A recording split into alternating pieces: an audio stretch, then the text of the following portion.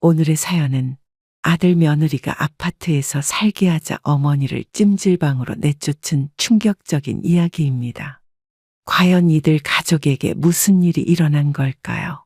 작년 봄, 저의 아들 민우가 결혼을 했습니다. 결혼 전부터 민우는 주말마다 집에 와서 저와 함께 시간을 보냈습니다. 아들의 결혼식 날, 며느리 수진이가 제게 꾸벅 절을 하던 모습이 아직도 선명히 기억납니다. 어머님, 앞으로 잘 모시겠습니다. 아이고, 그래. 우리 며느리 예쁘기도 하다. 어머님, 주말마다 찾아뵐게요. 민우야, 네 각시 참 마음에 든다. 어머니, 저희 자주 찾아뵐게요. 며느라, 결혼하고 나서도 지금처럼만 해주면 된다. 네, 어머님. 걱정 마세요. 결혼 후에도 민우는 변함없이 주말마다 저를 찾아왔습니다. 며느리도 항상 정성스럽게 준비한 반찬을 들고 왔습니다. 명절이면 며느리가 직접 장을 봐와서 음식을 준비했습니다. 제가 감기에 걸렸다는 소식을 들으면 퇴근 후에 약을 사들고 달려왔습니다. 아들은 제가 병원에 가야 할 때면 늘 자신이 모시고 가겠다고 했습니다. 며느리는 김장철이면 휴가를 내고 와서 저와 함께 김장을 했습니다. 다른 친구들은 자식들 결혼시키고 나서 서운한 일이 많다고 하는데 저는 그런 걱정이 없었습니다. 아들 내외의 따뜻한 마음이 느껴질 때마다 제 마음도 따뜻해졌습니다. 어머님, 저희가 모시고 살면 어떨까요? 그래, 니들이 그렇게 생각해준다니 고맙다. 어머님 혼자 계시는 게 늘 마음에 걸렸어요. 수진아, 네가 그렇게 말해주니 고맙구나. 친구들은 자식들과 함께 사는 걸 말리지만 저는 우리 아들 내외를 믿었습니다. 함께 살자는 제안을 할 때마다 며느리의 눈빛이 진심으로 보였습니다. 명절 때면 며느리가 먼저 나서서 집안일을 도맡아 했습니다. 아들은 퇴근하면 저와 함께 앉아 하루 일과를 이야기했습니다. 제가 좋아하는 음식이 있으면 며느리가 요리법을 배워가며 정성껏 해주었습니다. 휴가철이면 꼭 저를 모시고 여행을 다녀왔습니다. 아들 내외의 효심이 깊어질수록 제 마음도 더욱 따뜻해졌습니다. 어머님, 저희가 효도하는 건 당연한 거예요. 며느라, 네가 그렇게 잘해주니 얼마나 든든한지 모른다. 어머니, 저희가 계속 잘 모실게요. 주변 사람들은 자식들과 함께 사는 것을 걱정했지만 저는 우리 아들 내외를 믿기로 했습니다. 이렇게 잘하는 아들 내외에게 무엇을 해주면 좋을지 고민하게 되었습니다. 그들의 진심 어린 효도를 보며 제 마음속에는 서서히 큰 결심이 자라나기 시작했습니다. 남편이 떠난 지도 어느덧 3년이 되어갑니다. 이 아파트 거실 창가에 앉아 있으면 남편과의 추억이 물밀듯이 밀려옵니다.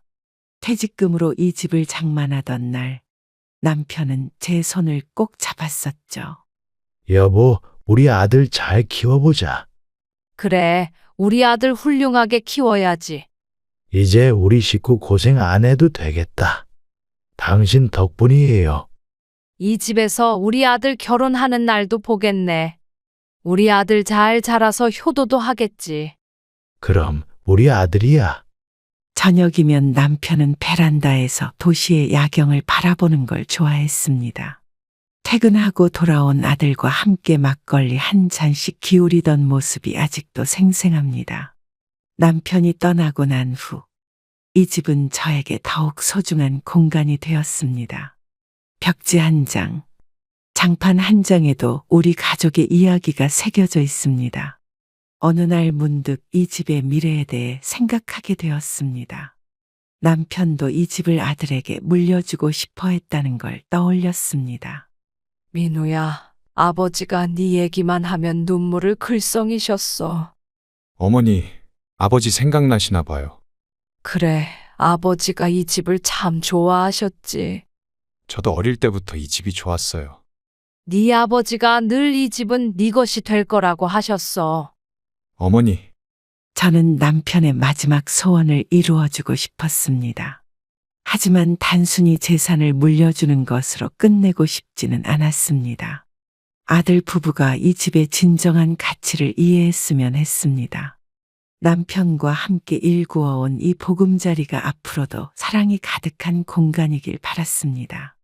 아들 내외에게 이 집을 물려주기로 마음먹으면서도 한편으로는 걱정이 되었습니다. 재산을 미리 물려받은 자식들이 부모를 홀대한다는 이야기들이 떠올랐습니다.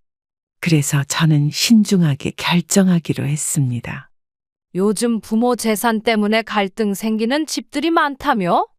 어머니, 저희는 절대 그러지 않을 거예요.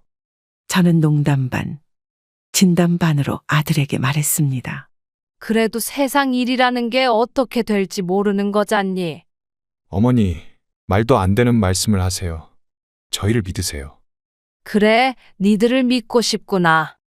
시간이 흐를수록 이 집에 대한 제 마음은 더욱 확고해졌습니다. 하지만 아들 부부의 진심도 확인하고 싶었습니다. 그들이 이 집에 담긴 우리 가족의 역사와 추억을 소중히 여기길 바랐습니다. 이 집이 단순한 재산이 아닌 우리 가족의 사랑이 담긴 공간으로 이어지길 원했습니다. 며칠 밤을 뜬 눈으로 지새우며 깊이 고민했습니다. 오랜 시간 동안 아들 부부의 모습을 지켜보면서 그들의 진심을 확인하고 싶었습니다. 아파트를 물려준다는 말을 먼저 꺼내면 그들의 본 모습을 보기 어려울 것 같았습니다. 혜호가 요즘 자식들한테 재산 물려주고 고생하는 사람들 많다며? 맞아요. 우리 동네에도 그런 일이 있었어요. 자식들 얼굴만 보고는 알 수가 없는 거지. 시간을 두고 지켜보는 게 좋을 것 같아요. 그래, 시간이 모든 걸 말해주는 법이지. 언니, 우리 동네는 더 심각한 일도 있었어요. 먼저 물려준 재산 때문에 고생하는 친구들의 이야기가 제 귓가에 맴돌았습니다. 동네 사람들의 조언도 하나둘씩 떠올랐습니다. 결국 저는 6개월이라는 시간을 정했습니다. 이 기간 동안 아들 부부와 함께 살면서 그들의 본 모습을 지켜보기로 했습니다. 경희야, 나 요즘 고민이 있어. 어머님, 무슨 고민이신데요? 자식들한테 재산 물려주기 전에 잘 살펴봐야 할 것 같아. 그럼요. 시간을 두고 천천히 결정하세요. 내가 생각한 방법이 하나 있는데, 어떤 방법인데요? 가족들과 친구들의 조언을 듣고 나니 제 마음도 더욱 단단해졌습니다. 아들 내외에게는 아무것도 말하지 않은 채 함께 살자고 제안하기로 했습니다. 그들이 보여준 효심이 진심이라면 이 시간이 우리 가족을 더욱 돈독하게 만들어줄 거라 믿었습니다. 하지만 한편으로는 제 결정이 그들을 시험하는 것 같아 마음이 무거웠습니다. 앞으로 6개월 동안 저는 그들의 일거수일투족을 지켜볼 생각이었습니다. 식사 준비를 할 때의 모습, 서로를 대하는 태도, 소소한 일상의 순간들을 관찰하려 했습니다. 아들 내외가 저를 진심으로 대하는지 단순히 재산을 바라고 하는 행동인지 구별하고 싶었습니다. 그래도 6개월은 좀 길지 않아? 아니야. 사람의 본성은 시간이 지나야 보이는 법이야. 그래도 조심스럽게 결정해. 그럴 생각이야. 서두르지 않을 거야.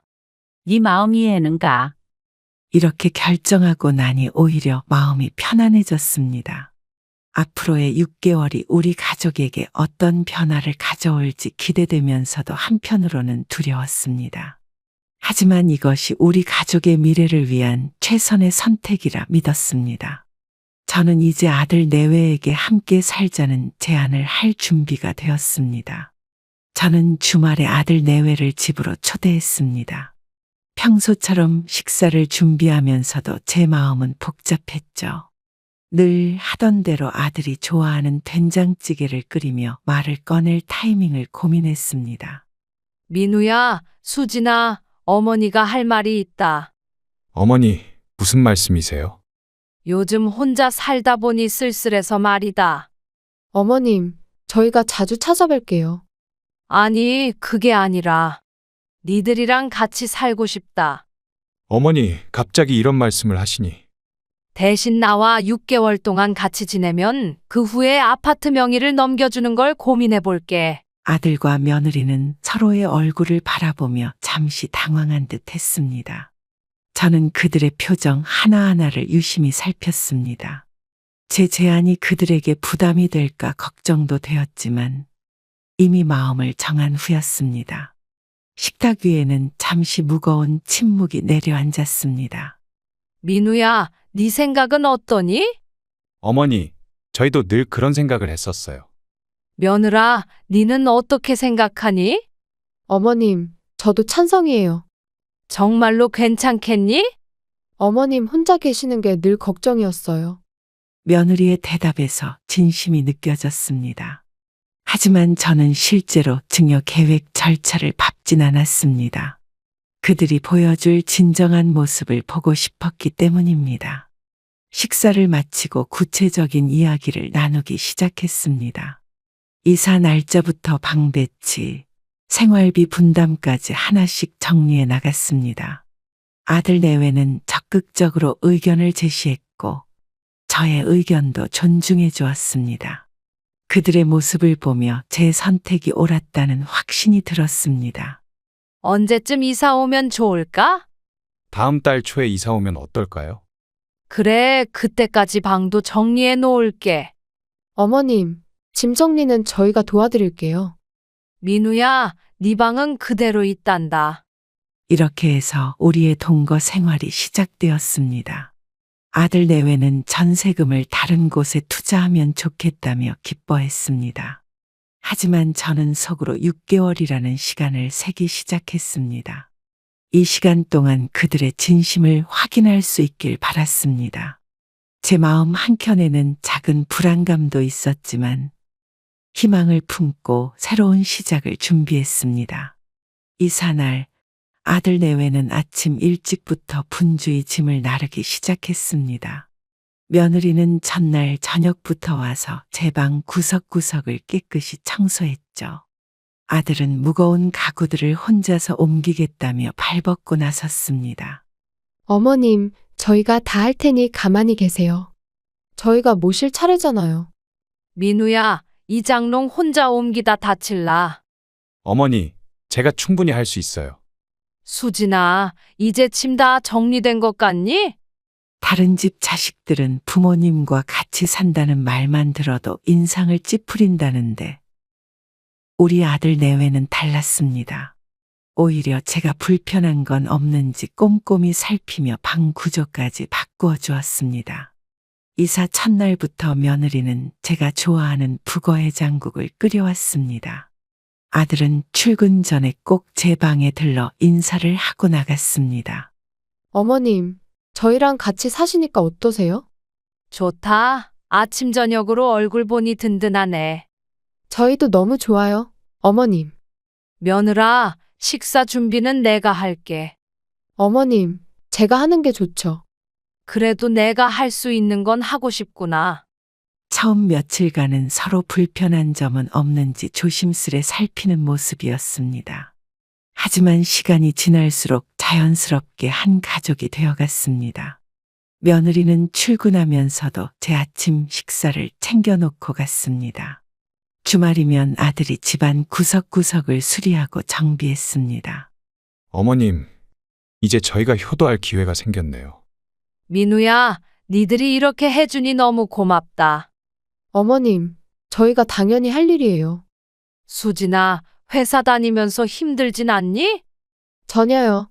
오히려 더 행복해요. 그래도 무리하지 마라. 첫 달 생활비를 건네받으면서도 아들 내외는 전혀 인상을 찌푸리지 않았습니다. 오히려 더 보태드려야 하는 것 아니냐며 살뜰히 걱정했습니다. 저녁 식사 후에는 다 같이 거실에 모여 앉아 도란도란 이야기를 나누었습니다. TV를 보면서도 제가 좋아하는 프로그램을 먼저 틀어주었습니다. 아들 내외의 진심 어린 모습을 보며 제 마음도 따뜻해졌습니다. 하지만 저는 아직 6개월이라는 시간이 남아있다는 걸 잊지 않았습니다. 사람의 본심은 시간이 지나야 알 수 있는 법이니까요. 그래도 지금처럼만 지낸다면 우리 가족의 미래는 밝을 거라 믿었습니다. 함께 살기 시작한 첫 달은 마치 신혼부부를 보는 것 같았습니다. 아침마다 며느리는 일찍 일어나 정성스럽게 아침상을 차렸습니다. 어머님, 오늘은 제가 특별한 요리를 준비했어요. 아이고, 이렇게 매일 정성 들일 필요 없다. 어머님 좋아하시는 걸 해드리고 싶어서요. 퇴근하고 피곤할 텐데 이렇게 장까지 보고. 어머니, 제가 뭐라도 해야죠. 니들 덕분에 매일이 행복하구나. 처음에는 제가 설거지를 하려고 해도 며느리가 먼저 나서서 했습니다. 아들은 매일 아침 출근길에 제 방문을 살며시 열어 인사를 했죠. 주말이면 아들 내외가 함께 집안 구석구석을 청소했습니다. 제가 좋아하는 과일을 사오는 것도 잊지 않았습니다. 어머님, 이번 주말에 어디 가고 싶으신 데 없으세요? 어디든 니들이랑 가면 좋지. 어머님, 저희가 모시고 갈게요. 민우야, 주말에는 쉬어야지. 어머니 모시고 나들이 가는 게 제일 좋죠. 니들 덕분에 늙어서도 이런 행복을 누리는구나.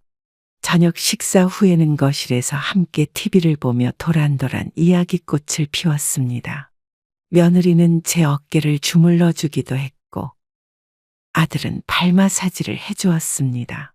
명절 준비도 며느리가 앞장서서 했고 제가 피곤해 보이면 쉬라고 했습니다. 아들은 휴일이면 꼭 저를 모시고 산책을 다녀왔죠. 어머님, 저희가 있으니까 힘드신 일은 말씀해 주세요. 그래, 니들이 이렇게 잘해주니 고맙다. 어머님, 저희가 더 잘할게요. 며느라, 회사 일도 바쁜데 무리하지 마라. 어머님 계시니까 더 힘이 나요. 제가 기침만 해도 약을 사다 주고 병원에 모시고 가겠다고 했습니다. 아들 내외의 정성 어린 모습에 주변 사람들도 부러워했습니다. 동네 친구들은 자식들과 함께 사는 게 쉽지 않다고들 했지만 우리 집은 달랐습니다. 하루하루가 마치 효도관광을 온 것처럼 즐겁고 행복했죠. 이대로만 지내면 좋겠다는 생각을 하며 잠이 들곤 했습니다. 함께 살기 시작한 지 2달이 지나자 미묘한 변화가 느껴지기 시작했습니다. 전에는 늘 먼저 인사하던 며느리가 아침에 제 얼굴을 마주치면 슬그머니 고개를 돌렸습니다. 식사 준비를 할 때도 예전처럼 저를 부르지 않고 혼자서 하더군요. 며느라, 어제는 왜 혼자 식사했니? 어머님, 제가 좀 바빠서요. 아침에 마주쳤을 때도 인사도 않고. 죄송해요. 제가 피곤해서. 요즘 회사 일이 많니? 그냥 좀 그래요. 저녁 식사 자리에서도 예전과 달리 말수가 줄어들었습니다. 제가 말을 걸어도 짧게 대답하고 휴대폰만 들여다보았습니다. 주말이면 늘 하던 대청소도 이제는 하지 않겠다며 쉬겠다고 했죠. 아들은 이런 며느리의 변화를 눈치채지 못하는 것 같았습니다. 민우야, 수진이가 요즘 좀 달라진 것 같지 않니? 어머니, 제가 보기엔 똑같은데요. 그래도 예전만큼 말도 안 하고. 제가 잘 살펴볼게요. 며느리는 이제 장보기도 귀찮아했습니다. 냉장고에 식재료가 떨어져도 모르는 척했고 제가 사온 것에는 트집을 잡았습니다. 예전에는 즐겁게 하던 주말 나들이도 이제는 피곤하다며 거절했습니다. 저는 이런 변화들을 일기장에 하나하나 적어두기 시작했습니다. 어머님, 제가 요즘 몸이 안 좋아서 그럼 병원에라도 가보지 그러니. 그냥 좀 쉬면 나아질 것 같아요. 그래, 천천히 회복하면 되지. 며느리의 눈빛도 달라졌습니다. 예전에 다정하고 따뜻한 눈빛은 어디로 갔는지 차갑고 날카로워졌습니다. 거실에서 마주칠 때면 슬그머니 자기 방으로 들어가 버렸습니다. 이런 작은 변화들이 앞으로 어떻게 될지 걱정되기 시작했습니다. 어느 날 아침, 며느리가 밝은 표정으로 거실로 나왔습니다. 오랜만에 보는 환한 미소였지만 왠지 불안한 예감이 들었습니다. 식탁에 앉아있는 저를 보더니 기다렸다는 듯이 입을 열었습니다. 어머님, 좋은 소식이 있어요. 무슨 일인데 그러니? 제가 임신했어요. 어머님, 아이고, 정말이니? 며칠 됐는데? 한 달 정도 됐어요. 그래서 요즘 컨디션이 안 좋았구나. 갑작스러운 임신 소식에 기쁜 마음도 잠시, 며느리의 태도가 더욱 달라지기 시작했습니다. 아침 식사 준비는 물론이고 설거지까지 저에게 미루기 시작했죠. 심지어 자신의 방 청소까지 제가 해주길 바라는 눈치였습니다. 제 마음속에는 작은 의심이 자라나기 시작했습니다. 어머님, 이제부터는 제가 좀 쉬어야 할 것 같아요. 그래, 몸 조심해야지. 어머님이 집안일을 좀 도와주세요. 그래도 네가 할 수 있는 건 해야. 태아를 위해서 조심해야 한다고 하더라고요. 며느리는 이제 소파에 누워 휴대폰만 보며 하루를 보냈습니다. 식사 시간이 되면 음식이 입맛에 안 맞는다며 트집을 잡았습니다. 장보기도 빨래도 청소도 모두 제 몫이 되어버렸죠. 임신 초기라 조심해야 한다는 말로 모든 집안일을 피했습니다. 어머님, 오늘은 제가 먹고 싶은 게 있는데 뭘 먹고 싶은데? 이것저것 사다 주실래요? 니도 같이 가서 고르면 어떻겠니? 제가 피곤해서 그러는데 알았다. 내가 다녀올게. 이제는 제 방 위치도 마음에 안 든다며 바꾸자고 했습니다. 임신한 자신이 햇빛 잘 드는 방을 써야 한다는 이유였죠. 심지어 제가 쓰던 화장실도 자신이 쓰겠다고 했습니다. 이런 상황이 되자 아들은 아내 편만 들었습니다. 어머니, 수진이가 지금 예민할 때니까 이해해 주세요. 임신이 핑계가 될 순 없지. 어머니, 며칠만 참아주세요. 함께 살기 시작한 지 3개월이 지나자 아들의 모습도 달라지기 시작했습니다. 예전에는 퇴근하면 제 방부터 들렀는데 이제는 아내 방으로 먼저 가더군요. 식사 시간에도 아내의 눈치만 살피며 저와는 눈도 마주치지 않았습니다. 민우야, 요즘 왜 이렇게 달라진 거니? 무슨 말씀이세요? 예전엔 퇴근하면 어머니부터 찾았잖니. 수진이가 몸이 안 좋아서요. 그래도 어머니한테 인사도 없이. 죄송해요. 아들의 말투에서 진심이 느껴지지 않았습니다. 마치 의무적으로 대답하는 것 같았죠. 휴일에도 더 이상 저와 시간을 보내지 않았습니다. 아내와 둘이서만 외출하고 저는 집에 혼자 남겨두었습니다. 민우야, 주말에 같이 밥이라도 먹자. 수진이랑 약속이 있어서. 그럼 저녁에라도 같이 먹을까? 다음에 먹어요. 어머니. 오늘은 꼭 셋이 함께 먹자. 어머니, 좀 그렇네요.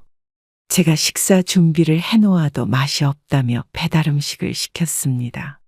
아내가 음식을 못 먹겠다고 하면 아들도 덩달아 먹지 않았죠. 이제는 제가 아프다고 해도 병원에 모시겠다는 말도 하지 않았습니다. 예전에 자상하고 다정한 아들은 어디로 사라진 걸까요? 민우야, 엄마가 아파서 그러는데 병원에 한 번만 데려다 주면 안 되겠니? 택시 타시면 되잖아요. 그래, 알았다. 죄송해요, 어머니. 저희도 바빠요. 아들의 차가워진 말투가 제 마음을 아프게 했습니다. 눈빛도 예전의 그 따뜻함은 찾아볼 수 없었죠. 이제는 거실에서 마주쳐도 휴대폰만 보며 지나갔습니다. 저의 말엔 짧게 대답하고 아내의 말에만 귀를 기울였습니다. 민우야, 저녁은 뭐 먹을래? 수진이한테 물어보세요. 내가 니한테 물어보는 거잖니. 어머니, 저는 상관없어요. 이제는 어머니랑 말도 하기 싫으니? 그런 뜻이 아니에요. 한숨만 나왔습니다. 제가 키운 아들이 맞나 싶을 정도로 낯선 모습이었습니다. 6개월의 시험 기간이 반이나 지났지만 상황은 점점 더 나빠지고 있었습니다. 이제는 아들의 변화를 지켜보는 것이 더욱 힘들어졌습니다. 이제는 주말마다 며느리의 친정 식구들이 우리 집을 찾아왔습니다. 며느리의 부모님은 물론 언니 가족, 동생 가족까지 한 번에 오곤 했죠. 저는 이제 마치 손님처럼 제 방에만 머물러야 했습니다. 며느라, 오늘도 친정 식구들 오니? 네, 어머님. 저희 가족이 오늘 다 와요. 그래도 미리 말을 해주면 좋잖니? 이제 저희 집인데 뭐가 문제죠? 아직은 내 집이지. 어머님도 참. 이제는 제 방에 있는 물건들도 마음대로 가져다 썼습니다. 제가 소중히 보관하던 남편의 유품들도 다락방으로 치워버렸죠. 함께 살기 시작한 지 4개월이 지난 어느 날이었습니다. 거실에서 들려오는 아들 부부의 대화가 제 귀에 들렸습니다. 두 사람은 마치 이 집이 자신들의 것인 양 이야기를 나누고 있었죠. 어머님, 저희가 이 집 인테리어를 바꾸려고 하는데요. 갑자기 그게 무슨 말이니? 이제 저희 집이니까 저희 스타일대로 꾸미고 싶어서요. 누가 니들 집이래? 어차피 저희가 살 거잖아요. 며느라, 네가 지금 무슨 소리를 하는 거니? 아들 부부는 이제 제 의견은 전혀 묻지 않고 집 구조를 바꾸려 했습니다.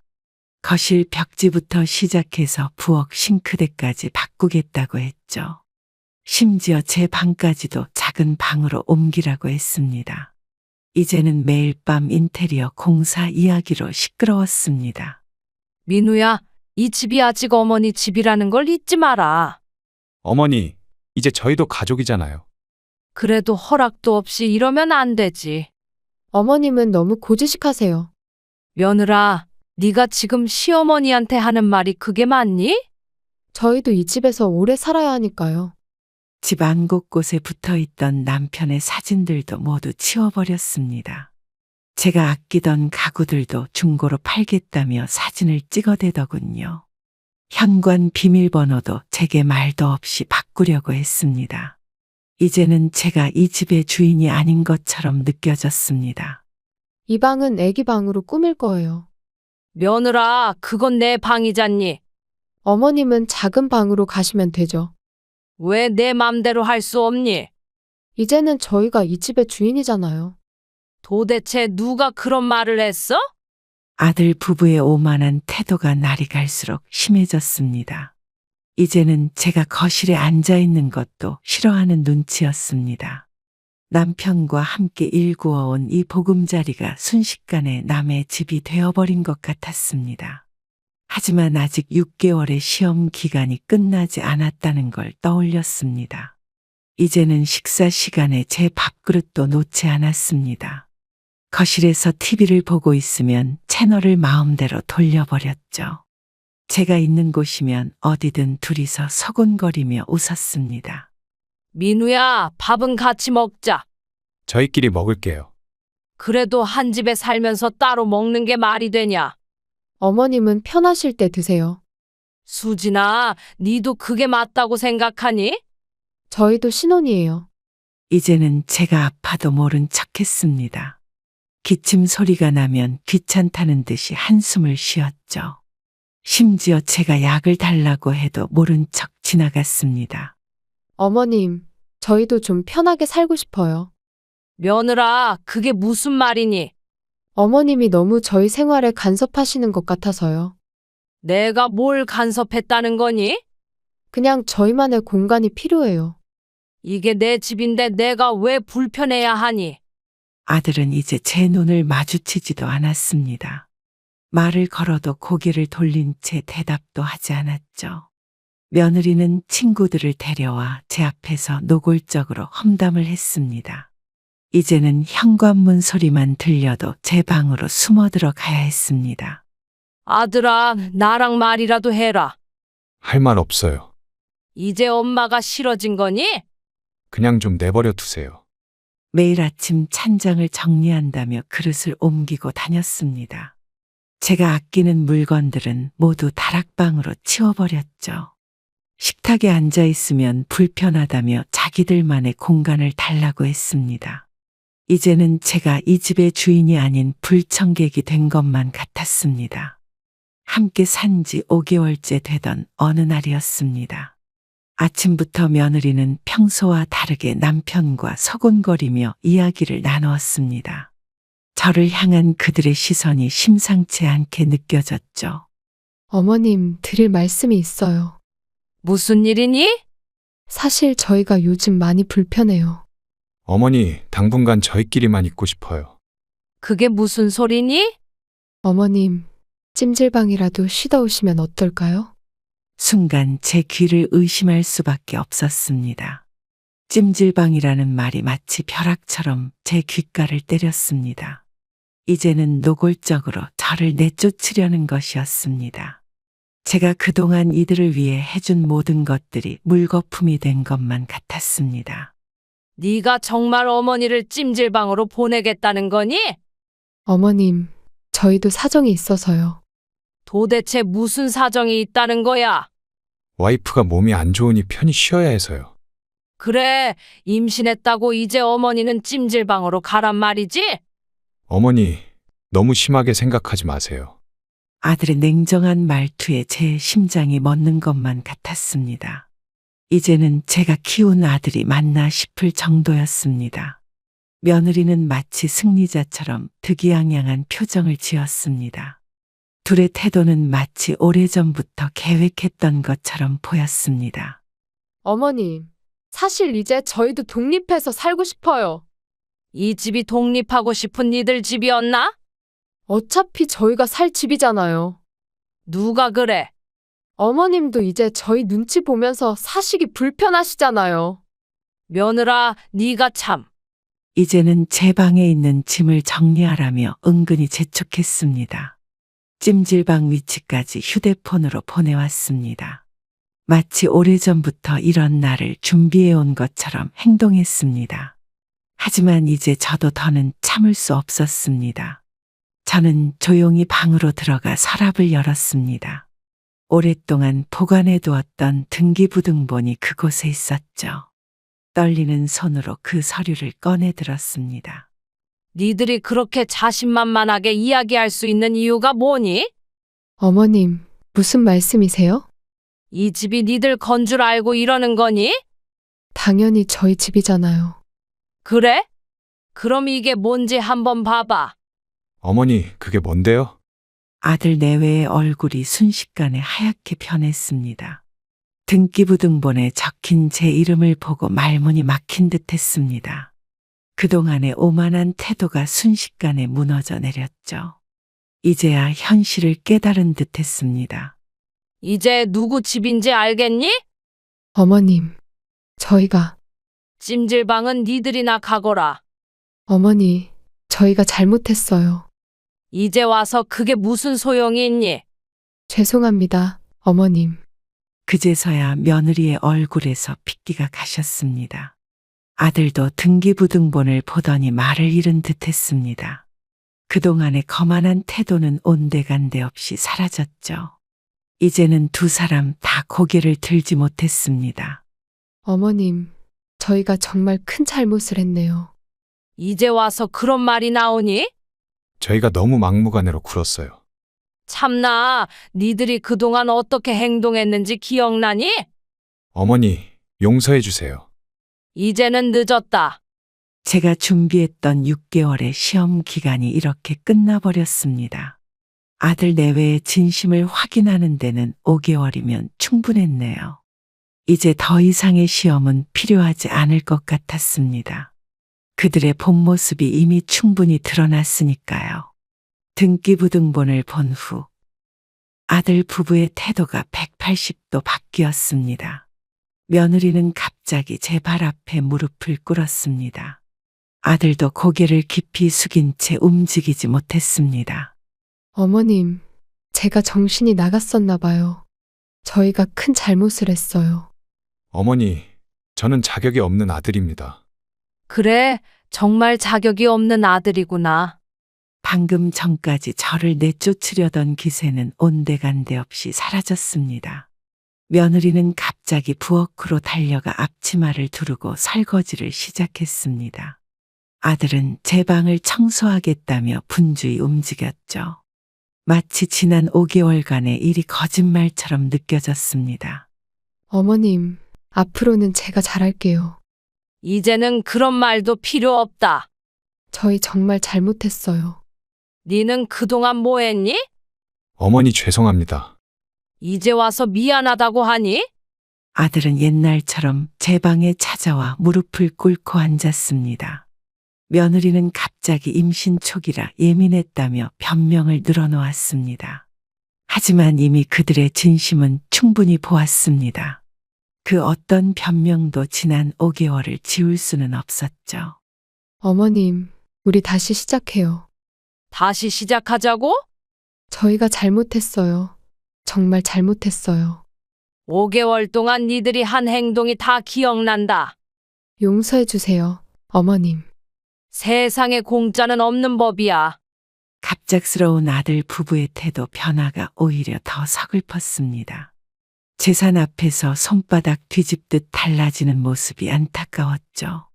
진심 어린 반성이 아닌 등기부등본을 보고 놀라 달라진 태도였습니다. 이제는 그들의 어떤 말도 제 마음에 닿지 않았습니다.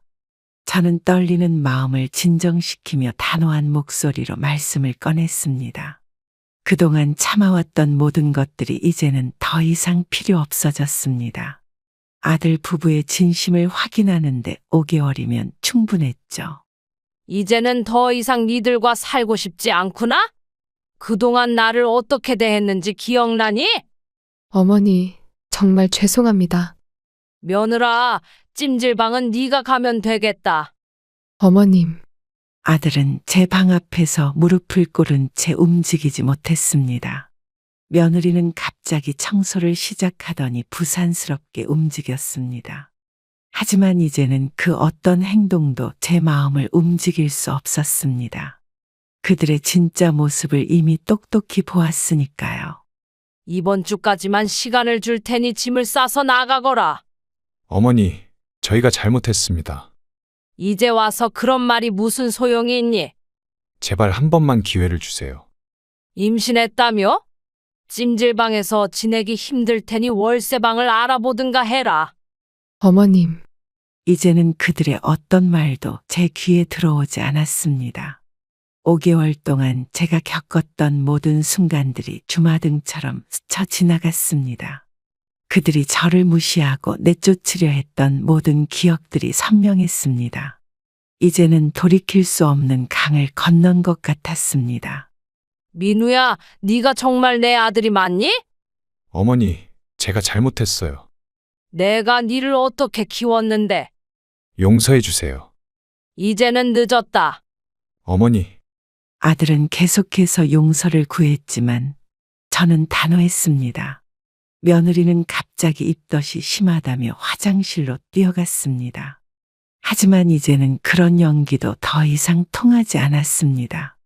그들의 모든 행동이 가식적으로 보였습니다. 가진 짐 정리해서 이번 주까지 나가. 어머님, 저희가 어디로 가야 하나요?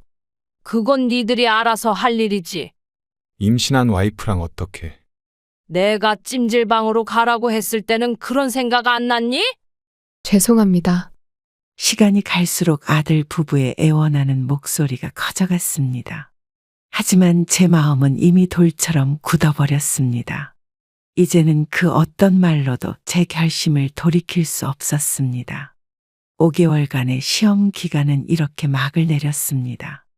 다음 날 아침, 저는 일찍 일어나 제 방에 앉아 일기장을 펼쳤습니다. 지난 5개월간의 기록들이 고스란히 담겨 있었습니다. 처음 함께 살기로 했을 때의 설렘도 그들의 변해가는 모습도 모두 적혀 있었죠. 민우야, 들어오거라. 어머니 부르셨어요? 니한테 보여줄 게 있다. 무슨 말씀이신지. 이게 지난 5개월 동안의 일기란다. 어머니, 첫 장을 펼치자 아들의 얼굴이 창백해졌습니다. 일기장에는 그들이 저를 어떻게 대했는지 낱낱이 적혀 있었습니다. 하루하루 변해가는 그들의 모습이 시간 순서대로 기록되어 있었죠. 아들은 일기장을 보며 고개를 떨구었습니다. 이게 다 너희들이 저지른 짓들이다. 어머니, 저희가 정말 못된 짓을 했네요. 처음부터 계획된 거였니? 아닙니다, 어머니. 그럼 왜 이렇게 달라진 거니? 저희가 욕심을 부렸습니다. 일기장은 마치 법정의 증거물처럼 그들의 잘못을 증명하고 있었습니다. 처음에 공손하고 다정했던 모습부터 점점 변해가는 태도까지 모두 담겨 있었습니다. 며느리가 저를 무시하기 시작한 날짜, 아들이 달라지기 시작한 순간들이 상세히 적혀 있었죠. 이것은 단순한 일기가 아닌 그들의 마음을 시험한 기록이었습니다. 수진아, 니도 이리 와서 읽어봐라. 어머님, 저는 네가 한 행동들이 여기 다 있다. 죄송합니다. 이제 와서 미안하다고 하니? 저희가 잘못 생각했어요. 며느리는 일기장을 보더니 그 자리에 주저앉고 말았습니다. 자신들의 행동이 이렇게 기록되어 있을 줄은 몰랐던 모양입니다. 제가 준비했던 6개월의 시험은 5개월 만에 끝이 났습니다. 그들의 본 모습을 확인하는 데는 그 정도면 충분했죠. 이제 니들도 알겠지? 어머니, 저희가 정신이 나갔었나 봅니다. 집이 니들 것이라 생각하니까 이럴 수 있었던 거지. 그런 건 아니에요, 어머님. 그럼 뭐가 다르다는 거니? 죄송합니다. 이제는 더 이상의 변명도 사과도 필요 없어졌습니다. 지난 5개월은 충분한 시험 기간이었고 그들은 그 시험에서 참담히 실패했습니다. 제가 애초에 계획했던 시험은 이렇게 막을 내렸네요. 이제는 새로운 결정을 내려야 할 때가 되었습니다. 다음 날 아침, 저는 일찍 집을 나섰습니다. 오래전부터 알고 지내던 변호사를 찾아갔죠. 아들 부부에게 이 집을 물려주려 했던 계획을 전면 수정하기로 했습니다. 변호사님, 제가 큰 결심을 하고 왔습니다. 무슨 일 있으셨나요? 이 아파트를 팔려고요. 아드님한테 물려주시려고 했던 거 아니셨나요? 그건 이제 없던 일로 하려고요. 많이 속상하셨나 봐요. 변호사는 제 이야기를 진지하게 들어주었습니다. 5개월간 있었던 일들을 하나하나 설명드렸죠. 아들 부부의 태도가 어떻게 변해갔는지, 어떤 시련을 겪었는지 말씀드렸습니다. 마지막엔 제 눈시울이 붉어졌습니다. 앞으로의 계획은 세우셨나요? 아파트 팔고 조용히 살려고요. 그래도 한 번 더 생각해 보시는 건 이미 충분히 봤어요. 그동안 많이 힘드셨겠네요. 더는 미루고 싶지 않아요. 변호사는 신중하게 제 상황을 검토했습니다. 부동산 시세도 알아보고 세금 문제도 꼼꼼히 살폈습니다. 아들 부부에게 퇴거 통보를 하는 절차도 상담해 주셨죠. 이제는 더 이상 망설일 필요가 없다고 판단했습니다. 내일부터 매물로 내놓으시죠. 그렇게 서두르실 필요는 없을 것 같은데. 마음이 급해요. 자식들은 이제 알아서 살길 찾겠죠? 변호사와 상담을 마치고 나오는 발걸음이 무거웠습니다.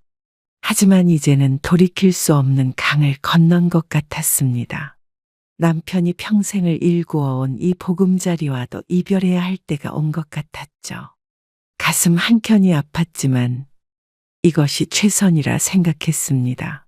어머님, 어디 가셨다 오세요? 필요 없는 걸 정리하고 왔다. 무슨 말씀이세요? 곧 알게 될 거야. 어머님, 제발요. 이제는 늦었다. 집으로 돌아오는 길, 마음은 이미 정리가 되어 있었습니다. 이제는 새로운 시작을 준비해야 할 때였죠. 아들 부부에게 줄 아파트 대신 제 노후를 위한 계획을 세워야 했습니다. 그것이 남편도 원했을 결정이라고 믿었습니다. 아들 부부는 결국 짐을 싸서 나갔습니다. 제가 정해준 일주일의 시간이 끝나기 전날이었죠. 동네 부동산에서 소개받은 월세 방으로 떠났다고 합니다. 어머니, 저희 이제 나갑니다. 그래, 잘 가거라. 정말 이대로 끝내실 건가요? 이미 끝난 거다. 저희가 잘못했습니다. 이제 와서 그런 말이 무슨 소용이 있겠니? 아들은 제 방 앞에서 마지막으로 큰 절을 올렸습니다. 며느리는 짐을 정리하면서도 계속 눈물을 보였죠. 하지만 이제는 그들의 눈물에도 제 마음이 움직이지 않았습니다. 5개월간의 시간이 모든 것을 말해 주었으니까요. 짐은 다 챙겼니? 네, 어머니. 그럼 이제 가봐라. 죄송합니다, 어머니. 현관문이 닫히는 소리가 들렸습니다. 발자국 소리가 멀어져 가는 것을 가만히 듣고 있었죠. 이제 이 집에는 저 혼자만 남았습니다. 왠지 모르게 허전한 마음이 들었습니다. 일주일이 지나고 아들에게서 전화가 왔습니다. 월세 방이 좁고 불편하다며 힘들다고 했죠. 하지만 이제는 그의 하소연이 제 마음에 닿지 않았습니다. 그들이 저를 찜질방으로 보내려 했던 그 순간이 떠올랐기 때문입니다. 한 번만 더 기회를 주세요. 그동안 기회는 충분했다. 저희가 정말 잘못했습니다. 이제는 다 지난 일이야.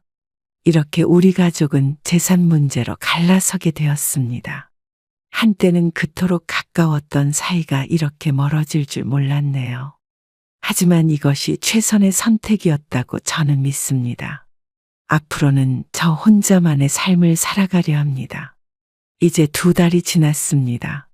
아들과 며느리는 여전히 연락을 해옵니다. 매주 죄송하다는 문자도 보내고 가끔은 전화도 오죠. 그래? 잘 지내니? 많이 불편하지만 잘 지내고 있어요. 수진이 몸은 좀 어떠니? 태교 잘하고 있습니다. 그래, 그래야지. 하지만 저는 아직 그들을 완전히 믿지 못하겠습니다. 재산 앞에서 마음이 변한 사람들은 다시 기회가 주어져도 같은 실수를 할 수 있다고 생각합니다. 시간이 좀 더 필요할 것 같네요. 아직은 지켜볼 생각입니다. 어머님, 손주가 태어나면 보러 오실 거죠? 그때 가서 생각해보자. 저희가 정말 잘못했어요. 시간이 해결해 줄 거다. 어머님, 지금은 니들이 스스로 이겨내야 할 시간이야. 이 사연을 읽어주시는 여러분들께 드리고 싶은 말씀이 있습니다. 부모 자식 간의 신뢰는 돈으로 살 수 없는 소중한 것입니다. 재산 문제로 가족이 등을 돌리는 순간 그동안 쌓아온 정이 한순간에 무너질 수 있습니다. 자식들에게 재산을 물려줄 때는 신중해야 합니다. 저는 이제 제 삶에 충실하려 합니다. 평생을 자식 뒷바라지하며 살았는데 이제는 제 행복을 찾으려고요. 여러분도 재산 문제로 가족 간의 신뢰를 잃지 않으셨으면 좋겠습니다. 돈보다 더 소중한 것이 가족이라는 걸 우리 모두가 잊지 말았으면 합니다. 진정한 효도는 재산이 있어서도 없어서도 변함없는 마음입니다. 이 글을 읽으시는 모든 분들의 가정에 행복이 가득하시기를 바랍니다. 오늘의 사연은 아들과 며느리가 어머니에게 해서는 안 될 짓을 저지르자 어머니가 복수하는 이야기입니다. 과연 이들 가족에게 무슨 일이 일어난 걸까요? 30년을 함께 살아온 남편이 갑자기 세상을 떠났습니다. 그날도 평소처럼 퇴근 시간이 지났는데 남편에게서 연락이 없었어요. 저는 불안한 마음에 남편의 사무실로 전화를 걸었죠. 사장님께서 오후에 갑자기 가슴을 부여잡으시더니 쓰러지셨어요. 지금 병원에 계십니다. 뭐라고요? 어느 병원이에요? 그걸 왜 지금 말하십니까? 저는 급하게 남편이 있는 병원으로 이동했습니다. 의사 선생님, 제 남편은 상태가 어떤가요? 현재 심장마비 증세로 수술을 진행 중입니다. 엄마, 아빠 어떡해? 병원에 도착한 아들의 얼굴이 창백했습니다. 의료진들의 필사적인 노력에도 남편은 끝내 눈을 뜨지 못했어요. 장례를 치르는 3일 내내 저는 눈물조차 나지 않았습니다. 현실감이 없었던 걸까요? 장례식이 끝나고 남편의 회사를 정리하러 갔을 때였어요. 서랍 속에서 발견된 대출 서류들과 어음들이 가슴을 무겁게 했습니다. 어머니, 이게 다 뭐예요? 이런 빚이 있는 줄 몰랐어요. 아버지가 왜 이런 걸 숨기신 거예요? 사업이 어려웠던 것 같구나. 숨기고 싶었던 게 얼마나 많았을까요? 매일 술로 괴로움을 달래던 남편의 모습이 떠올랐어요. 채권자들의 연락이 빗발치기 시작했습니다. 보증을 섰던 지인들의 원망 섞인 전화도 이어졌죠. 안타까운 일이지만 저희 생각 좀 해주세요. 그동안 밀린 돈을 받아야겠습니다. 죄송합니다. 시간을 좀 주세요. 아들은 아버지의 장례식 때와는 다른 표정으로 저를 바라봤어요. 어머니, 이제 어떡하실 거예요? 남편과 함께 살던 아파트를 처분해야 했습니다. 30년간의 추억이 담긴 집을 팔아 빚을 갚기로 했어요. 평생 모은 재산이 순식간에 사라졌지만 그래도 남편의 빚은 깨끗이 갚고 싶었습니다. 남편의 빚을 정리하고 나니 겨우 보증금 3천만 원이 남았습니다. 30년 동안 살았던 32평형 아파트에서 나와야 했어요. 부동산을 찾아다니며 월세 방을 알아보는 제 모습이 낯설기만 했죠. 근처 부동산 중개소를 들어서자 친절한 중개인이 맞아주었습니다. 어머님, 혼자 사실 거죠? 네, 그렇습니다. 예산은 어느 정도로 생각하고 계세요? 보증금 3천에 월세 50만 원 정도로 생각하고 있습니다. 그 정도면 근처에 괜찮은 곳이 있어요. 한번 볼 수 있을까요? 지방의 작은 집을 둘러보았습니다. 좁은 공간이었지만 창문으로 들어오는 햇살이 따뜻했어요. 아들 내외가 걱정되는 마음에 함께 와서 살펴보았습니다. 어머니, 여기는 너무 좁지 않아요? 괜찮아. 혼자 살기엔 이 정도면 충분해. 그래도 저희 집으로 오시면 아니, 니네 신혼집에 왜 가? 이삿짐을 정리하면서 많은 것들을 버려야 했습니다. 30년간 모아온 그릇들과 이불, 가구들을 하나둘 정리했어요. 남편과 찍은 사진첩만은 꼭 챙겼습니다. 큰 장롱은 아들 집으로 보냈고 손때 묻은 그릇들은 이웃들에게 나눠주었어요. 작은 창으로 들어오는 햇살을 바라보며 새로운 시작을 준비했습니다. 화장실도 좁아서 처음엔 몸을 돌리는 것조차 불편했지만 이제는 익숙해졌죠. 냄비 하나로도 맛있는 찌개를 끓일 수 있다는 걸 알게 되었습니다. TV도 없이 지내보니 라디오가 더 좋은 친구가 되어주었어요. 창문 틈으로 들리는 새소리의 아침을 시작하는 것도 나쁘지 않았습니다. 며느리가 가끔 반찬을 들고 찾아왔어요. 어머니, 반찬 좀 가져왔어요. 고마워. 근데 이제 냉장고가 작아서 많이는 못 받겠다. 그래도 이렇게라도 자주 들르려고요. 니도 바쁜데 무슨 괜찮다.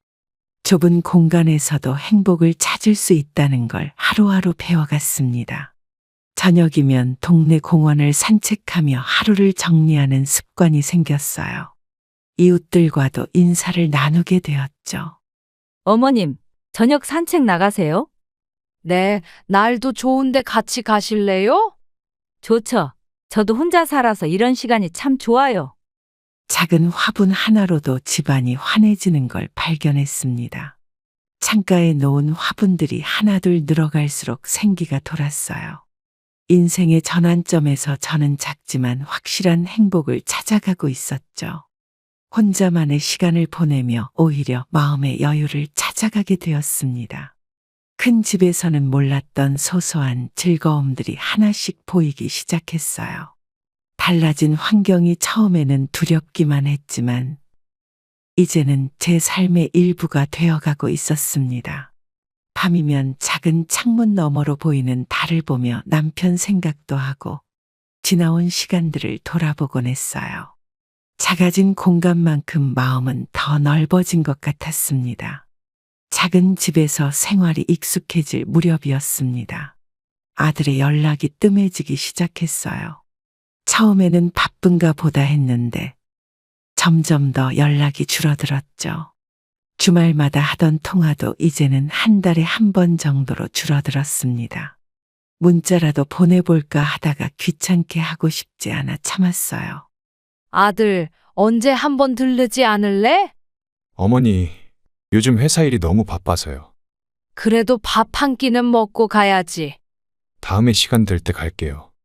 며느리는 잘 지내니? 네, 잘 지내요. 오늘도 짧게 끊어지는 전화에 서운함이 밀려왔습니다.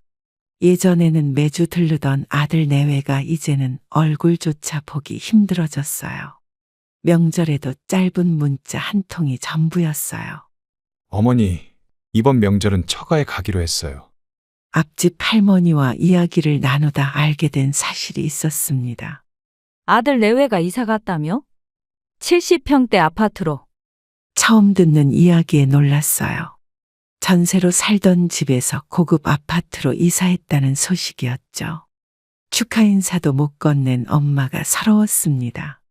퇴직금으로 시작한 사업이 잘 풀린 모양이에요. 하지만 그 기쁨을 나누고 싶지 않았나 봅니다. 재산 없는 엄마라 생각했던 걸까요? 혹시나 도움을 요청할까 걱정했던 걸까요? 식탁에 놓인 반찬통을 보며 생각에 잠겼습니다. 더 이상 반찬을 해다 주지 않는 며느리의 마음도 이해가 갔어요. 돈 없는 시어머니가 부끄러웠을지도 모르겠습니다. 하지만 저는 단 한 번도 아들에게 손 벌린 적이 없었어요. 오히려 제가 가진 것을 나누려 했던 시간들이었는데 창밖으로 보이는 달빛이 유독 쓸쓸해 보이는 밤이었습니다. 제 생일은 4월의 마지막 날입니다. 아들이 태어난 후로는 더욱 특별한 날이 되었어요. 해마다 아들은 케이크를 들고 찾아왔었죠. 올해도 혹시나 하는 마음에 아침부터 집 청소를 했습니다. 냉장고에는 아들이 좋아하는 반찬들도 준비해 두었어요. 멀리서 들리는 발자국 소리에 귀를 기울이며 하루를 보냈습니다. 어머니, 생일 축하드려요. 문자 한 통이 전부였어요. 고마워. 죄송해요. 오늘은 회식이 있어서. 그래, 술 너무 많이 마시지 마. 다음에 꼭 찾아뵐게요. 알았어. 준비해둔 반찬들을 다시 냉장고에 넣었습니다. 깔끔하게 닦아둔 식탁에 혼자 밥을 차렸어요. 누군가의 생일 파티가 한창인가 봅니다. 창밖으로 보이는 가족들의 웃음소리가 유난히 크게 들렸어요. 작년 이맘때는 아들이 와인을 들고 왔었는데 식탁 위에 놓인 미역국을 한 숟가락 떴습니다. 옆집 할머니가 불쑥 찾아왔어요. 언니, 오늘 생일이시라면서요? 할머니는 작은 꽃바구니를 건네주셨습니다. 이거라도 받으세요. 생일상은 차리셨어요? 괜찮아요. 혼자라 간단히 먹었어요. 할머니와 이야기를 나누다 보니 마음이 한결 편해졌어요. 예전에는 몰랐던 이웃의 정을 느낄 수 있었습니다. 밤이 되어서야 며느리에게서 전화가 왔어요. 어머니, 죄송해요. 왜 그러니? 오늘 제가 회사 일이 너무 바빠서. 괜찮아. 바쁜데 전화해줘서 고마워.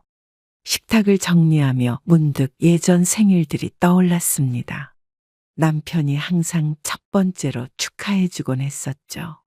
이제는 그 축하도 아들의 방문도 받을 수 없게 되었어요. 창가에 놓인 화분에 물을 주며 스스로를 달랬습니다. 내년에는 미역국도 끓이지 말아야겠다고 생각했어요. 꽃바구니에서 은은한 향기가 퍼져나왔습니다. 낯선 이웃의 따뜻한 마음이 생일상을 대신해 주는 것 같았어요. 달력을 보니 다음 달은 아들 생일이었습니다. 축하 문자라도 보내야겠다고 생각했어요. 생일이라고 찾아오라는 말은 하지 말아야겠죠.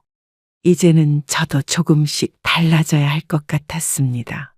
벌써 남편이 떠난 지 1년이 되어 갔습니다. 달력을 보니 다음 주가 기일이에요. 아들에게 연락을 해야 할지 고민했죠. 작은 제사상이라도 차려야겠다는 생각에 장을 보러 나갔습니다. 시장에서 남편이 좋아하던 과일들을 고르고 있을 때였어요. 어머니, 뒤에서 들리는 목소리에 돌아보니 아들 내외가 서 있었습니다. 웬일이니? 아버지 제사 때문에 왔어요. 바쁜데 굳이 안 와도 된다고 하려 했는데.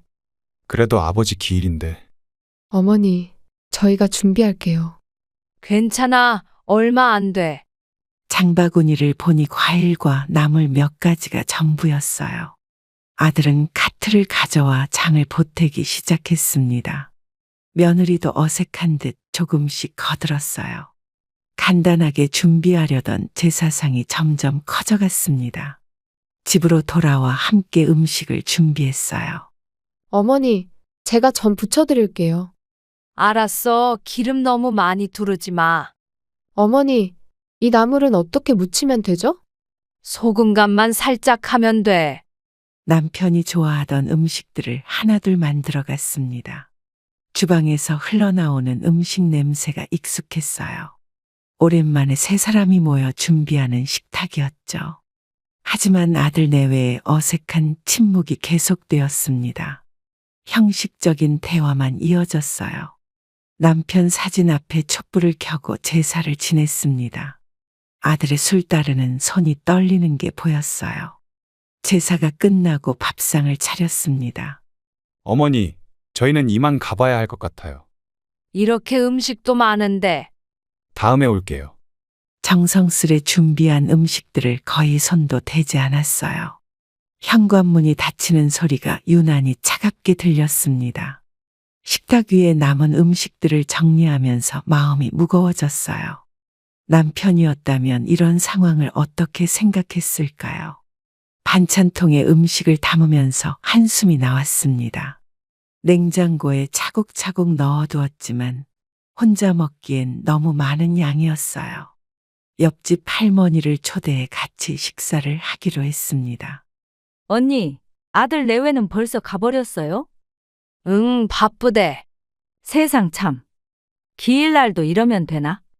할머니의 위로가 따뜻했지만 마음 한켠이 아려왔어요. 창밖으로 보이는 달빛이 남편의 모습 같아 보였습니다. 아들에게서 오랜만에 전화가 왔습니다. 평소와 다른 다정한 목소리가 낯설었어요. 무슨 부탁을 하려는 건지 직감적으로 느껴졌죠. 어머니, 잘 지내셨죠? 그래, 니는 요즘 어떻게 지내니? 그럭저럭 지내죠. 어머니, 근데 저희가 다음 주에 유럽 여행을 가요. 그래? 얼마나 가니? 한 달 정도요. 둘이서 가는 거야? 네, 신혼여행도 제대로 못 갔었잖아요. 아들의 말투에서 뭔가 더 할 말이 있다는 것을 느꼈습니다. 잠시 침묵이 이어지다 본론이 나왔어요. 집을 봐달라는 부탁이었죠. 평소엔 찾아오지도 않던 아들이 갑자기 집을 맡기겠다고 했습니다. 어머니, 혹시 저희 집 좀 봐주실 수 있으세요? 갑자기? 식물들 관리해 줄 사람이 필요하고 집 정리도 걱정이라서요. 다른 사람한테는 못 맡기겠니? 어머니가 제일 믿음직스러우시잖아요. 불안한 마음으로 승낙을 했어요. 다음 날 아들 내외가 집 키를 들고 찾아왔습니다. 호텔 같은 아파트 현관에 선이 왠지 주눅이 들었어요. 비밀번호는 문자 남겨드릴게요. 화분에는 일주일에 한 번만 물을 주시면 돼요. 택배 오면 바로 받으시고요. 현관문 비밀번호를 2번이나 확인했습니다. 혹시나 잘못 눌러 경비실에 연락이라도 가면 창피할 것 같았어요. 화분들이 놓인 자리도 꼼꼼히 외웠죠. 남의 집에 들어온 것 같은 묘한 기분이 들었습니다. 아들이 자란 방은 이제 드레스룸이 되어 있었어요. 새 것처럼 반짝이는 주방용품들이 낯설게 보였죠. 비행기 시간에 맞춰 공항으로 가는 아들 내외를 배웅했습니다. 어머니, 잘 부탁드려요. 걱정 말고 잘 다녀와. 한 달이라는 시간이 문득 길게 느껴졌어요. 집으로 돌아오는 길에 화분에 줄 물은 얼마나 줘야 하는지 걱정이 됐습니다. 창가에 놓인 화분들의 위치를 메모해 두기로 했어요. 이번 기회를 통해 아들과 관계 회복을 할 수 있다고 믿었습니다. 매주 한 번씩 들러 물을 주고 우편물도 챙기면 되는 일이었죠. 하지만 왠지 모를 부담감이 마음 한켠에 자리 잡았습니다. 아들 집으로 향했어요. 영하로 떨어진 날씨에 바람이 매섭게 불었죠. 아파트 현관에 도착해서 비밀번호를 눌렀습니다. 그런데 비밀번호가 틀렸다는 신호음이 울렸어요. 다시 한번 신중하게 눌러보았습니다. 아들아, 비밀번호가 안 맞는데. 저는 아들에게 전화를 걸었습니다. 여보세요, 아들. 시차가 있어서인지 전화를 받지 않았어요. 민지야, 시어머니인데. 며느리의 전화도 받지 않았습니다. 현관 앞에서 서성이다 경비실로 향했어요. 죄송한데 호수 맞으신가요? 네, 제 아들 집인데 비밀번호가. 추운 바람을 맞으며 다시 현관으로 돌아왔어요. 메시지를 보내봤지만 읽지 않은 채로 남아 있었습니다. 자정이 다가오는데 연락이 없었어요. 주머니 속 손이 얼어붙는 것 같았죠. 어머님, 이 시간에 무슨 일이세요? 옆집 주민이 들어오며 물었습니다. 아, 아들 집에 볼 일이 있어서요. 이 추운데 얼른 들어가세요. 민망한 마음에 자리를 피했어요. 근처 편의점에서 따뜻한 커피를 사서 마셨습니다. 한밤중에 아파트 앞을 서성이는 제 모습이 초라하게 느껴졌어요. 혹시나 하는 마음에 다시 몇 번을 더 전화해 봤어요. 그러나 끝내 아들은 전화를 받지 않았습니다. 결국 제가 찾은 곳은 찜질방이었습니다. 한밤중에 찾아간 찜질방은 의외로 사람들이 많았습니다. 추운 겨울날 온기를 찾아 모인 사람들이었나 봐요. 처음으로 찜질방에서 하룻밤을 보내게 될 줄은 몰랐죠. 안내 데스크에서 젊은 직원이 저를 맞이했습니다. 할머니, 처음 오셨죠?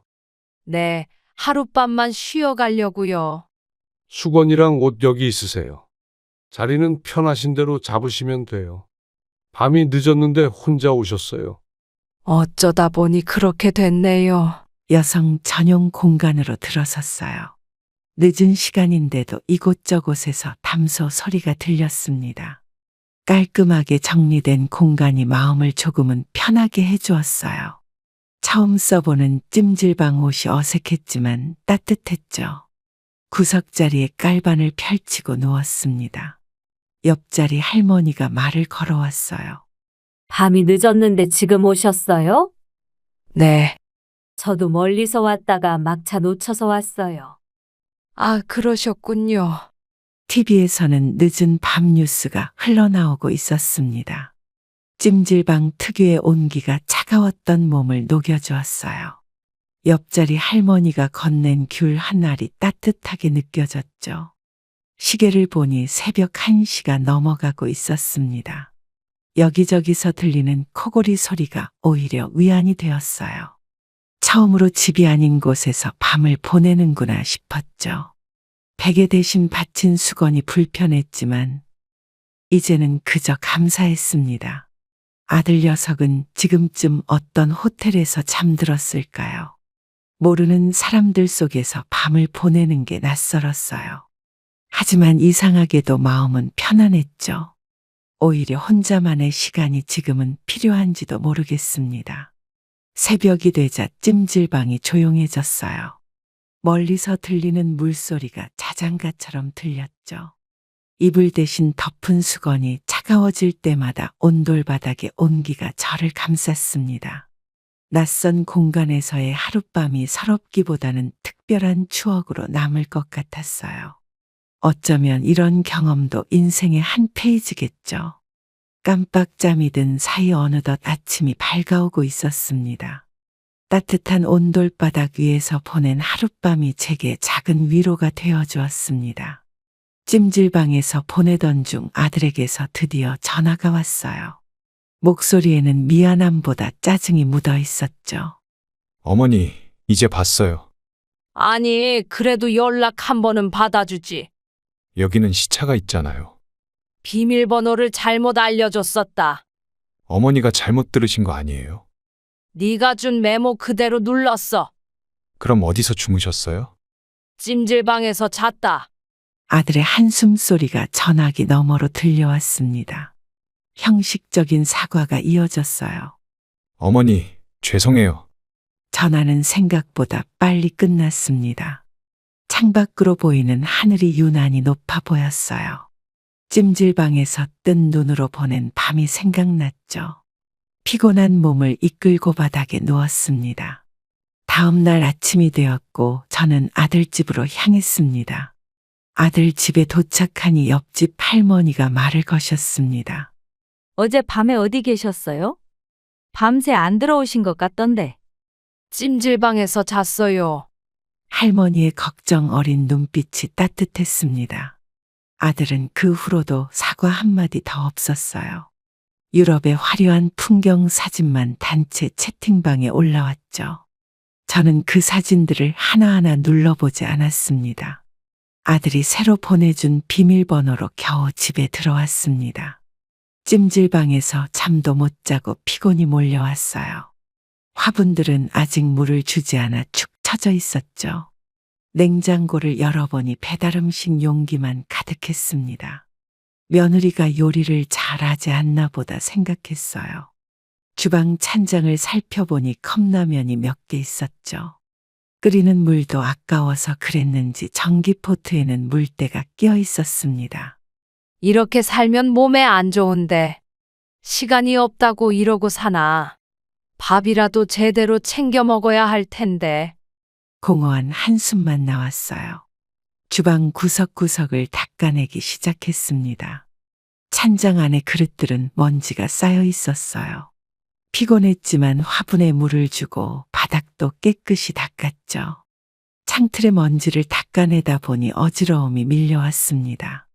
결국 컵라면 하나를 끓여 먹기로 했어요. 싱크대 위에는 비싸 보이는 커피 머신만 놓여 있었죠. 뜨거운 면발을 젓가락으로 집어 올리는데 눈물이 났습니다. 이런 모습을 며느리가 보면 창피할 것 같았어요. 하지만 지금은 이게 전부였죠. 화분들에게 미안한 마음으로 물을 주었습니다. 창문을 열어 환기를 시키니 차가운 바람이 들어왔어요. 이불 커버도 새 것으로 갈아주고 싶었지만 힘이 들었죠. 대신 이불만 곱게 개어 침대 위에 올려두었습니다.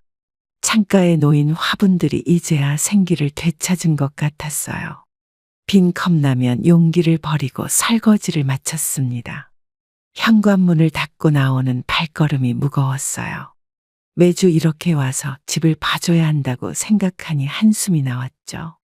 하지만 약속은 지켜야 했습니다. 돌아가는 길에 마트에 들러 청소용품을 샀어요. 다음번에는 좀 더 깨끗이 청소해주고 싶었죠. 아침부터 걸려온 아들의 전화에 반가운 마음이 들었어요. 하지만 전화의 내용은 생각과 달랐죠. 어머니, 집은 잘 관리하고 계시죠? 응, 잘하고 있다. 그런데 부탁 하나만 해도 될까요? 또 무슨 부탁인데? 저희가 돌아오면 먹을 반찬 좀 해주세요. 갑자기? 김치찌개랑 몇 가지만 해주시면 돼요. 외국에 있으니 한국 음식이 그리워지더라고요. 순간 할 말을 잃었습니다. 청소부터 화분 관리까지 하는 것도 버거웠는데 이제는 반찬까지 준비하라는 말이었어요. 냉장고에 가득했던 배달음식 용기가 떠올랐죠. 어머니, 듣고 계세요? 응, 그래, 알았다. 저희가 처음에는 식당 가서 먹으면 되겠지 했는데 알았다. 전화를 끊고 나니 마음이 복잡했습니다. 며느리가 요리를 못하는 것도 아닐 텐데 말이에요. 남의 집 가정부처럼 느껴지는 게 서러웠죠. 한 달 동안 집을 봐주는 것만으로도 힘든데 이제는 반찬까지 해달라고 합니다. 장을 보고 요리를 하려면 제 집도 제대로 못 챙길 것 같았어요. 마트 카트를 끌고 가면서도 발걸음이 무거웠습니다. 밑반찬을 만들려면 하루는 꼬박 걸릴 텐데 장바구니에 재료들을 담으면서 한숨이 나왔어요. 요새 허리도 안 좋은데 김치 담그기가 쉽지 않을 것 같았죠.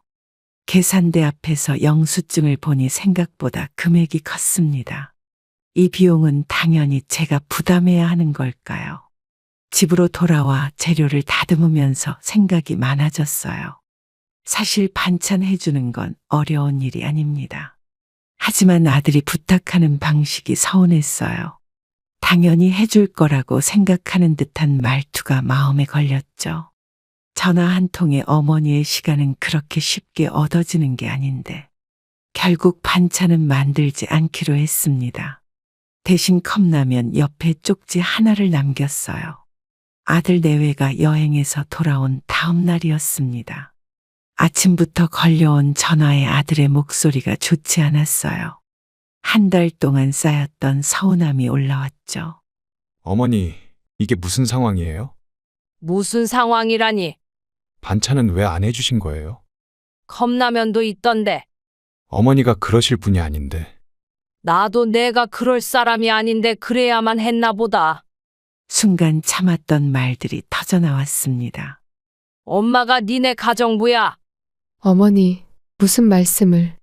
찜질방에서 밤새고 집안일에 반찬까지. 당연하다고 생각했니? 그래도 부탁드린 건데. 부탁이 아니라 지시였어. 전화기 너머로 잠시 침묵이 흘렀습니다. 한 달 동안 쌓였던 감정이 복물 터지듯 쏟아져 나왔어요.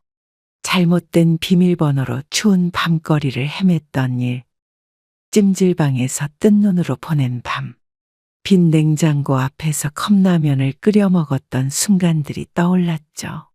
내가 왜 이런 대접을 받아야 하는지 모르겠다. 어머니, 아들은 말을 잃은 듯 했습니다. 그러고 며칠 후 아들 내외가 저를 집으로 초대했습니다. 평소와는 다르게 강압적인 분위기였어요. 며느리의 눈빛에는 어딘가 모를 냉기가 서려 있었죠. 어머니, 저희 얘기 좀 해요. 할 말이 뭐가 있니? 왜 저희한테 이러시는지 모르겠어요. 나도 니네한테 이런 대접 받는 게 이해가 안 된다. 어머니, 저희가 뭘 잘못했다고 그러세요? 이제는 다 끝내고 싶구나. 아들의 표정이 순간 일그러졌습니다. 며느리가 비웃듯 말을 이었어요. 어차피 돈도 없으시면서 뭘 끝내시겠다고. 뭐라고? 돈이 전부는 아니다. 어머니, 현실적으로 생각하세요. 아버님 빚도 않으시고 지금 어머님 고생하고 계시잖아요. 그래서 저희가 도와드린 건데. 너희 그딴 말 하려고 나 불렀니? 그래, 현실적으로 생각해보자. 조용히 일어나 방으로 향했습니다. 작은 가방에 몇 가지 옷가지를 챙겼어요.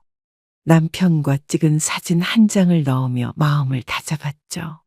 어머니, 아직 말 안 끝났어요. 이제 연락하지 말자. 돈 때문에 이러시는 거예요? 돈보다 중요한 게 있다는 걸 니네는 모르는구나. 현관문을 열고 나왔습니다. 뒤에서 들리는 며느리의 냉소적인 웃음소리가 날카로웠어요. 엘리베이터를 기다리는 동안 아들은 아무 말도 하지 않았죠. 복도 끝에서 마주친 이웃의 안타까운 눈빛이 가슴에 와닿았습니다. 무거운 발걸음을 옮기며 아파트를 나왔어요. 봄바람이 차갑게 느껴졌죠. 택시를 타고 돌아오는 길에 지나온 시간들이 스쳐갔습니다. 아들을 키우며 고생했던 순간들이 주마등처럼 스쳐 지나갔어요. 집으로 돌아와 짐을 풀면서 조용히 눈물을 닦았죠. 창밖으로 보이는 노을이 유난히 붉었습니다. 이제는 정말 혼자가 되었다는 생각이 들었어요. 하지만 이상하게도 마음은 편했죠. 돈 없는 엄마라고 비웃던 그 순간, 오히려 모든 게 정리된 기분이었습니다. 아들과 며느리와 연을 끊은 지 일주일이 지났습니다. 창가에서 화분에 물을 주다 문득 남편 생각이 났어요. 그때 모르는 번호로 전화가 걸려왔죠. 김영전 님 맞으신가요? 네, 그런데요. 도시개발과입니다. 네? 무슨 일이신가요? 고인이 되신 남편분 명의로 된 땅이 있으신데, 땅이요? 네, 그곳이 재개발 구역으로 지정되었습니다. 순간 남편이 예전에 했던 말이 떠올랐어요. 시골에 작은 땅을 샀단 이야기였죠. 당시에는 허름한 농지라 큰 의미를 두지 않았습니다. 그 땅이 얼마나 되나요? 약 3,000평 정도입니다. 가격은 어느 정도일까요? 글쎄요. 시가로 약 10억 정도 예상됩니다. 순간 전화기를 떨어뜨릴 뻔했어요. 옆집 할머니가 놀란 표정으로 달려오셨습니다. 언니, 무슨 일 있어요? 우리 남편이 왜요? 무슨 일이에요? 시골에 땅을 사놨더라고요. 저는 군청에 방문했어요. 서류를 확인하니 분명 남편 명의의 땅이 있었죠. 이 땅은 언제 구입하신 건가요? 20년 전입니다. 그때는 허름한 농지였는데 지금은 신도시 개발 예정지가 되었습니다. 집으로 돌아오는 길에 이웃 주민이 축하를 해주셨어요. 이웃들 소식을 듣고 하나둘 모여들었습니다. 역시 사장님은 달라도 뭔가 다르셨네요. 이제 부자 되셨네요. 좋은 아파트로 이사 가시겠네요. 하지만 저는 이상하게 마음이 담담했어요. 남편은 이런 날이 올 것을 알고 있었을까요? 창문 너머로 보이는 하늘이 유난히 맑았습니다. 돈 없다고 비웃던 아들 내외가 떠올랐어요. 하지만 이제는 그들의 말이 더 이상 아프지 않았죠. 남편이 마지막으로 남긴 선물 같았습니다. 저녁 무렵 동네 이웃들과 소박한 식사를 했어요. 축하한다며 건넨 수박 한 조각이 어느 때보다 달콤했죠. 이제는 새로운 시작을 해야겠다는 생각이 들었습니다. 재개발 소식이 알려진 다음 날부터였습니다. 아침부터 아들의 부재중 전화가 쌓이기 시작했어요. 1시간 간격으로 걸려오는 전화를 보며 쓴웃음이 났죠. 문자 메시지도 끊임없이 날아왔습니다. 어머니, 전화 좀 받아주세요. 어머니, 죄송해요. 꼭 뵙고 싶습니다. 한 번만 기회를 주세요. 제발 연락 좀 주세요. 어머니, 옆집 할머니가 찾아와 커피를 건네주셨습니다. 아들 내외가 아파트 앞에서 서성이고 있더라고요. 그냥 두세요. 돈 때문에 저러는 거죠? 네, 뻔하잖아요. 휴대폰을 무음으로 바꾸고 창밖을 바라보았습니다. 며느리의 전화도 수십 통 걸려왔어요. 예전의 차가운 말투는 온데간데 없이 사라졌죠. 문자마다 존댓말로 가득했습니다. 남편이 남긴 땅이 이렇게 큰 시험이 될 줄은 몰랐어요. 단 하루 만에 60통이 넘는 부재중 전화가 쌓였죠. 현관 앞에는 선물로 보이는 상자들이 놓여 있었습니다. 꽃바구니와 함께 편지도 들어 있었어요. 하지만 그 어떤 것도 열어보지 않았죠. 며칠 후 아파트 경비원이 전화를 걸어왔습니다. 할머니, 아드님께서 로비에서 기다리고 계신데요. 만나지 않겠다고 전해주세요. 네. 근데 계속 기다리겠다고 하시는데. 그럼 경찰에 신고하세요. 단호하게 말했지만 마음 한켠이 아려왔어요. 돈이 없다고 무시하던 그때가 떠올랐습니다. 화분에 물을 주며 지난 날들을 돌아보았어요. 이제는 제가 큰 부자가 되었지만 마음은 더욱 가난해진 것 같았죠. 아들의 전화벨 소리가 다시 울렸습니다. 이번에는 회사 대표 번호였어요. 하나둘 쌓여가는 부재중 전화만큼 마음의 거리도 멀어졌습니다. 옆집 할머니가 저녁을 가져다 주셨어요. 돈 앞에서 저렇게 변하는구나. 사람 마음이란 게 그런가 봐요.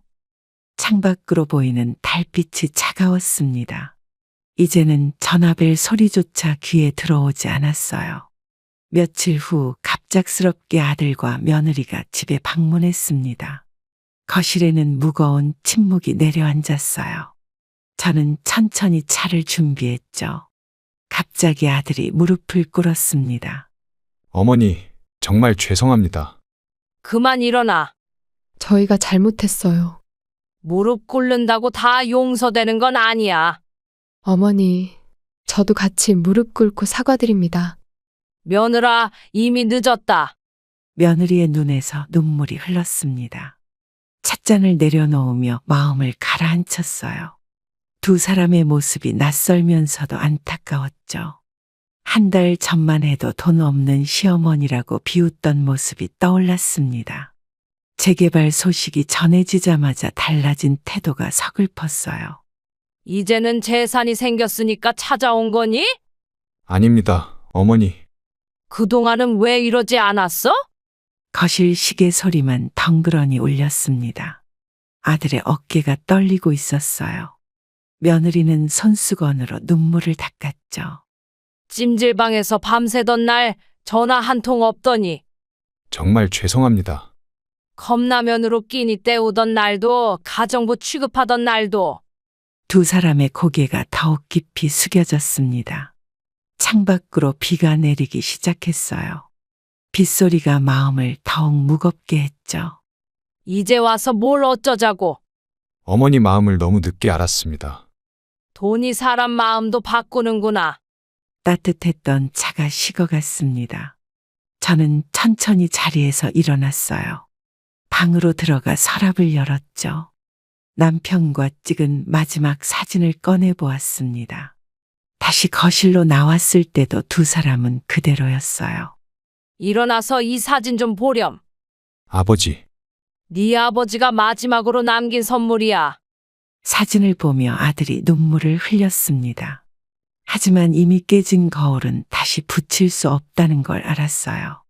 다음 날 아침 변호사 사무실을 찾았습니다.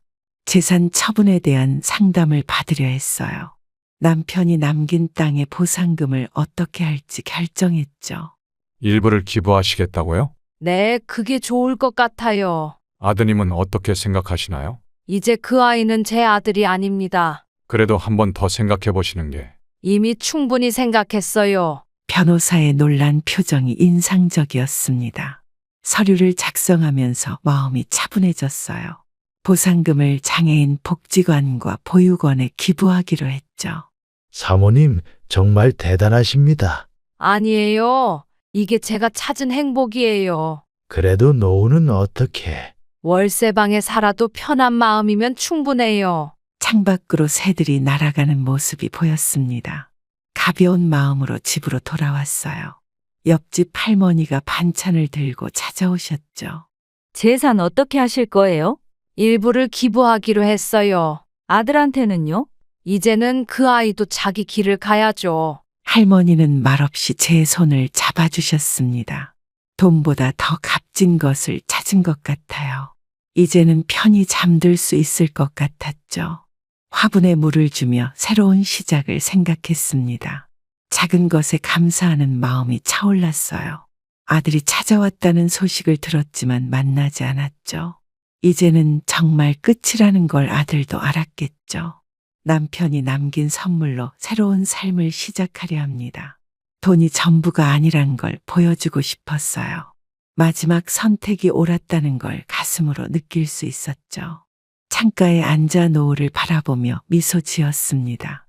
이제야 진정한 자유를 얻은 것 같아요. 자식보다 더 소중한 게 바로 나 자신이란 걸 알게 되었죠. 마지막으로 여러분께 말씀드리고 싶습니다. 세상에서 가장 소중한 것은 바로 나 자신입니다. 돈이나 명예보다 더 중요한 것이 자존감이에요. 자신을 사랑하지 않는 사람에게 소중한 시간을 낭비하지 마세요. 부모라는 이유로, 자식이라는 이유로 스스로를 희생하지 않아도 됩니다. 누군가에게 인정받기 위해 애쓰지 마세요.